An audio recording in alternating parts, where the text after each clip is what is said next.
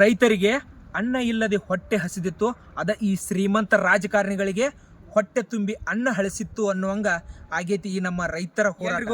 ನಮಸ್ಕಾರ. ಈ ನ್ಯೂಸ್ ಚಾನಲ್ದವ್ರಿಗಂತೂ ಹೆಂಗಾಗ್ಬಿಟ್ಟೈತಿ ಅಂದ್ರೆ ಬರೀ TRP ದುಡ್ಡ ಇದಷ್ಟೇ ಬೇಕಾಗಿತ್ತು ಹೊರತಾಗಿ ರೈತರ ಕಷ್ಟ ಕೇಳಕ್ಕೆ ಅವರಿಗೆ ಮನಸ್ಸನೇ ಇಲ್ಲ. ಅವ್ರ ರೈತರ ಕಷ್ಟಕ್ಕೆ ಏನೈತಲ್ಲ ಸ್ಪಂದಿಸಾತೂ ಇಲ್ಲ. ಅವ್ರಿಗೆ ಬರೀ ದುಡ್ಡ ಬೇಕಾಯ್ತಿ, ಹೊಟ್ಟಿಗೆ ಅನ್ನ ಅಂತೂ ತಿನ್ನಂಗಿಲ್ಲ ಅವ್ರ. ಯಾಕಂದ್ರೆ ಅವರ ಕ್ವಶನ್ ಮಾಡ್ಕೊಳ್ಳಿ, ಈಗ ಹೋರಾಟ ನಡೆಯಕತ್ತು ಎಷ್ಟು ದಿವಸ ಅಂತ.